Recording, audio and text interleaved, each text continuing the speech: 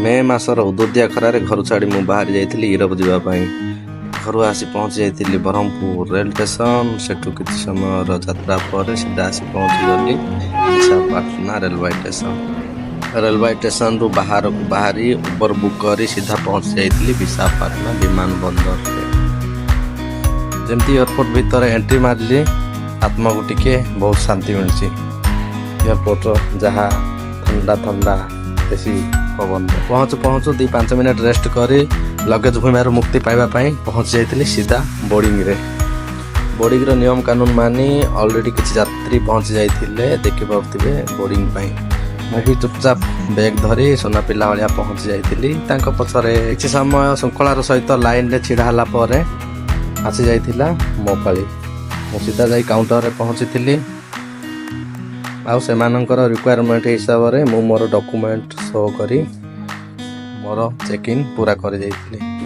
Checking and boarding ପରେ ମୋର ସୁନ୍ଦରିଆ ବେଗକୁ ଏ madam ଜଣକ ମୁହଁ ଦେହ ବାନ୍ଧି ଫୋପାଡ଼ି ଦେଇଥିଲେ ଲିଫ୍ଟ ଆଡ଼କୁ। ତାପରେ ମୋର ଟିକଟ ନେଇ ପହଞ୍ଚି ଯାଇଥିଲି ସିକ୍ୟୁରିଟି ଚେକିଂରେ। ଆମର ବସ୍ତ୍ର ଛଡ଼ା ଯାହା ଯେମିତି ପର୍ସନାଲ ଇକ୍ୟୁପମେଣ୍ଟ ଗୋଟେ ଟ୍ରେ ମାଧ୍ୟମରେ ସବୁ କିଛି ସ୍କାନିଂ ହୁଏ ତାହା ମେସିନ୍ ଭିତରକୁ ପହଞ୍ଚାଇ ଦିଆଯାଏ।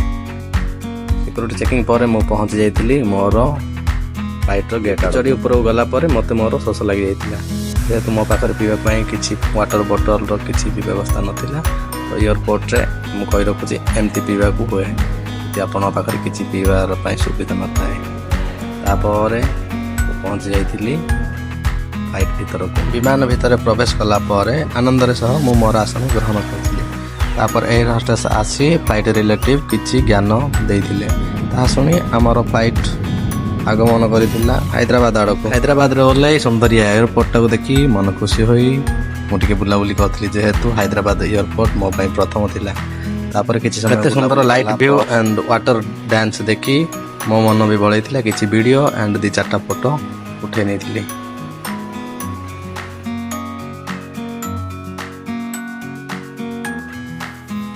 କିଛି ସମୟ ବୁଲାବୁଲି କରା ପରେ ଗୋଟେ ଭଲ ବାସନା ଆସିଥିଲା। ସେଇ ବାସନା ଶୁଙ୍ଗି ମୁଁ ପହଞ୍ଚି ଯାଇଥିଲି ଏୟାରପୋର୍ଟରେ ଭିତରେ ଥିବା ଗୋଟେ ରେଷ୍ଟୁରାଣ୍ଟ ଭିତରେ ଯାହା ଥିଲା ଦମ୍ ବିରିୟାନୀ ଭେରାଇଟି ଟାଇପ୍ର ହାଇଦ୍ରାବାଦ ବିରିୟାନୀ। ତାହା ଦେଖି ମୋ ଭୋକ ବଢ଼ି ଯାଇଥିଲା ଆଣ୍ଡ ମୁଁ ତୁରନ୍ତ ଅର୍ଡ଼ର କରି ନେଇଥିଲି ଗୋଟିଏ ଟୋକନ୍। ଯେଉଁ ବିରିୟାନୀର ପ୍ରାଇସ୍ ଥିଲା ଆପଣ ଦେଖିପାରୁଥିବେ 450 ଆଣ୍ଡ ମୁଁ ବିଲ୍ କାଟି ଆଉ ଗୋଟେ ଇଣ୍ଡିକେଟ୍ ମନିଟର ସହିତ ମୁଁ ପହଞ୍ଚି ଯାଇଥିଲି ରେଷ୍ଟ ସେଲ୍ଟରରେ ଯେଉଁଠି ଅପେକ୍ଷା କରିବାକୁ ହୁଏ ଦେଇଥିବା ଅର୍ଡ଼ର ପହଞ୍ଚିବା ଯାଏ। ତ ମୁଁ ଅପେକ୍ଷା ପରେ ମୋ ଇଣ୍ଡିକେଟରଟି ହାତରେ ଇଣ୍ଡିକେଟ୍ ଆଣ୍ଡ ଭାଇବ୍ରେଟ୍ କରିଥିଲା। ତାପରେ ମୋ ଖାଇବା ଆସି ପହଞ୍ଚି ଯାଇଥିଲା ମୋ ଟେବଲ ପାଖରେ। ମସ୍ତ ଟେଷ୍ଟ ସହିତ ଖାଇଦେଇ ମୁଁ ପହଞ୍ଚି ଯାଇଥିଲି ମୋର ସମୟ ହିସାବରେ ଗେଟ୍ ଆଡ଼କୁ। ତାପରେ ମୁଁ ମୋର ୱିଣ୍ଡୋ ସିଟ୍ରେ ବସି ଯାତ୍ରା କରିଥିଲି ମୁମ୍ବାଇ ପାଇଁ।